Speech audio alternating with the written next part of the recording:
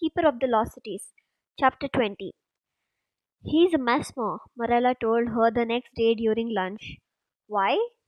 I don't know. It's weird that he won't tell me, isn't it? Sophie asked. It's Grady and Adeline. Everything about them is weird. I still can't believe you're living with them. Are they adopting you? I don't know. What exactly is a mesmer? She asked, changing the subject to something that didn't make her nauseated. Wow, you really don't know anything, do you? Never mind. I'm just teasing, sheesh. A mesmer can put you in a trance and make you do anything they want while you're in it. It's rare, not as rare as inflicting, but close. She really didn't want to have to ask another stupid question, but curiosity won out.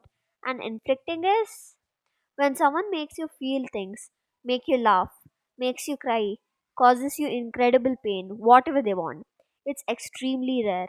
I only know one of I only know of I only know of one, and he is on the council, but there might be another. Your history mentor would know. Sophie cringed at the word history. She had had her first session with Lady Dara that morning, and it was strange. Impossible pictures flashed across the walls during the entire lecture. Elves used telekinesis to help the humans build the pyramids, a tidal wave swallowing Atlantis, an army of hairy, brown dwarves hollowing out the Himalayas to build the sanctuary. But the strangest part was Lady Dara. She kept losing her train of thought every time her eyes met Sophie's. Then she had mumbled something about history in the making and returned to the lecture. It had total creeped Sophie out. Hey, did you hear? Marilla interrupted. Sir Tigan's back. Who's he? She asked, relieved she had remembered to lie. Only like the most famous telepathy mentor ever. He retired when his friend Prentice ended up in exile. It was like a protest or something. Prentice? She tried not to sound too interested, but she had been dying to know more about him since Alden had told her the information was classified. Yeah, he was this super talented telepath, but he got exiled like 12 years ago. How do you get exiled? You have to break a fundamental law. The council holds a tribunal and you are found guilty. They look you away they lock you away deep underground for the rest of the eternity. Marella shrugged.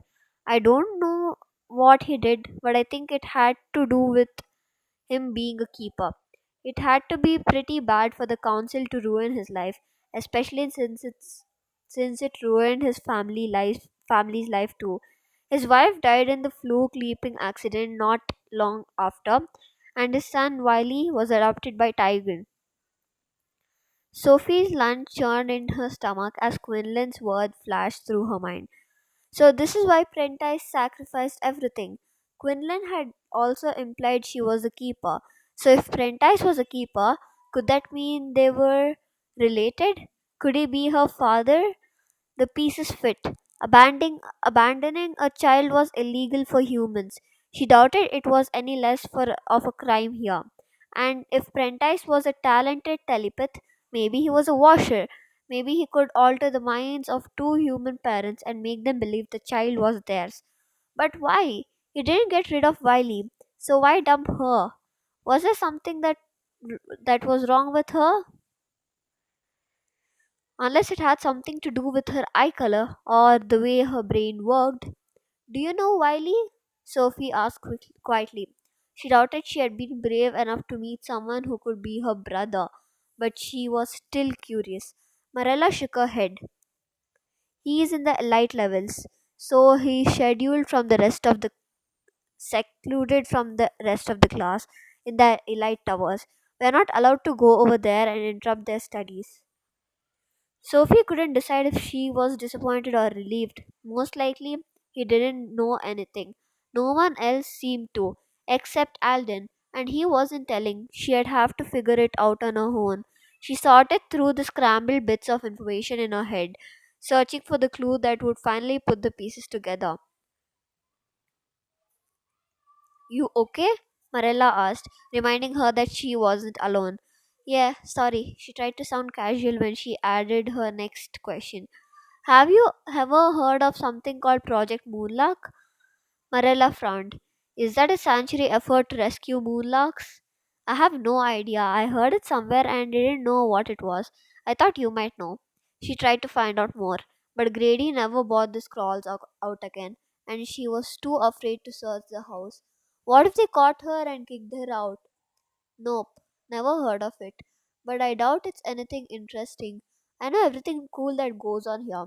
Marilla opened a can of strawberry flavored air and took a deep breath of the pink flumes that sprited around her. She licked her lips. Want some? Sophie shook her head, deciding to shove the disturbing questions to a dark corner of her mind, where she had pushed everything else that was too painful to think about. She had enough to deal with already. Worried about your next session? Marilla asked. Sophie nodded. Dex's warning about Lady Galvin failing prodigies had her terrified. It didn't help when Marilla smirked and said, "Yeah, good luck with that."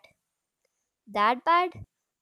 Yeah, Lady Galvin only mentors for the title. Being good at alchemy isn't the same as having a special ability. So, unless she wanted to run some crazy apothecary like the Disneys, it was mentor or nothing. She hates it and she takes it out on her prodigies. But who knows? Maybe you will become her new star pupil.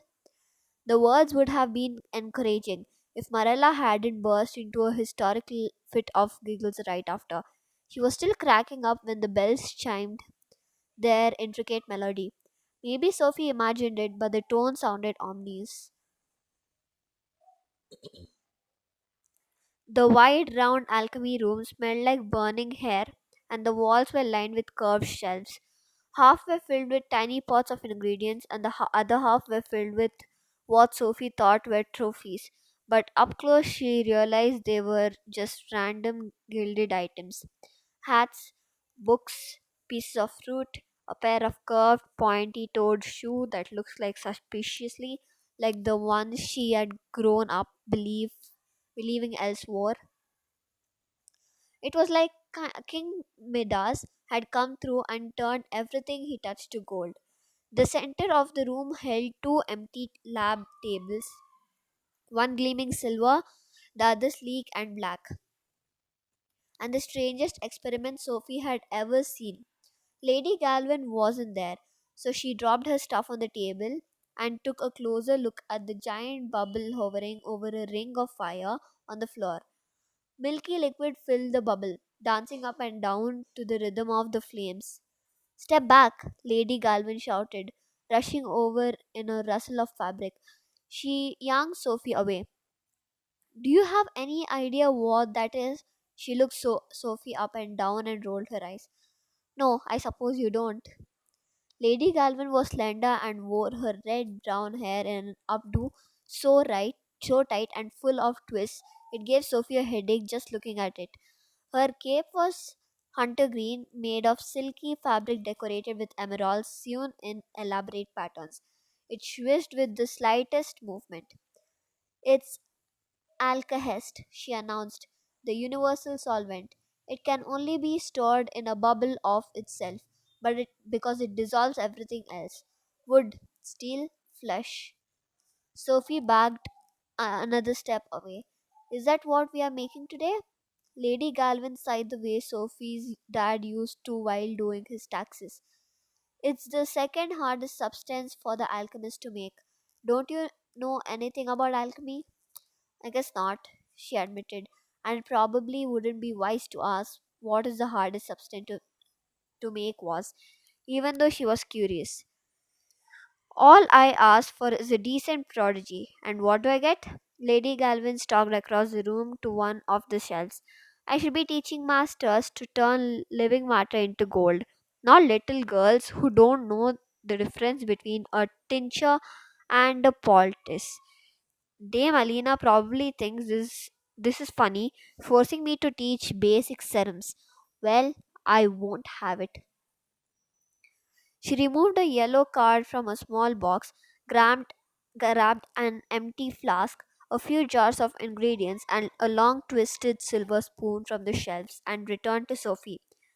This serum is the first step to turn glass into iron.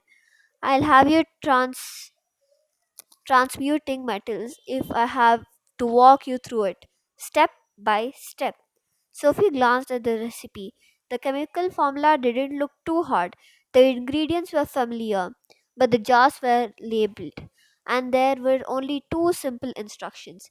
Lady Galvin fiddled with her cape and rolled her eyes as Sophie checked and rechecked each amount to be sure she wasn't making any mistakes. When she felt confident that she had it right, she poured everything into the flask. Then she plunged the spoon in and whipped the liquid the same way she had learned to whip cream. Don't! Lady Galvin shouted, rushing forward to stop her. A second too late. The liquid fizzed and rumbled. Sophie jumped out of the way just as sticky grey jelly exploded all over Lady Galvin's exquisite cape. Sophie watched in horror while the sludge dissolved the luxurious fabric. I'm so sorry. She reached for the damaged cape to see if there was anything she could do to salvage it. But Lady Galvin grabbed her hand to stop her. That's what she noticed, the red welt on the back of Sophie's wrist, where some of the slime caught her. She sighed. Better head to the healing center. Yes, ma'am. Sophie was hardly eager to see another doctor, but Lady Galvin looked ready to murder someone. She rushed to retrieve her satchel. Should I come back here afterward? No. Sophie slunk toward the door. Okay, see you next week. Lady Galvin's face darkened, and she turned away, muttering under her breath about incompetence.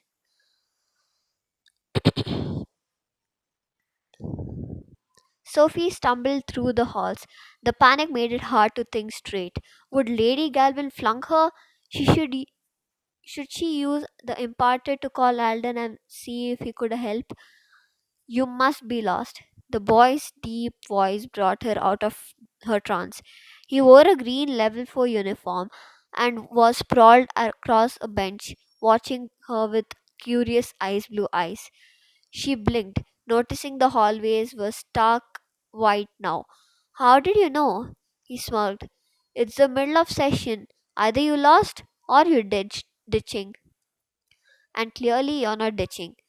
Why couldn't I be ditching? She asked, not exactly sure why she was arguing. Are you? No, she admitted. His lips twitched into a crooked grin. You're the new girl, aren't you? She sighed and nodded. I'm Keith. Sophie, but I'm sure you already know that. He laughed. You may be the biggest news to hit the academy since the great Gulan incident 3 years ago, which, by the way, I had nothing to do with. He flashed a slightly wicked smile. But that's not a bad thing. Personally, I've always enjoyed being the center of attention. She didn't doubt that. From his disheveled blonde hair to the way he had rolled up his sleeves and left his shirt untucked, she could tell. He was cool, probably popular too.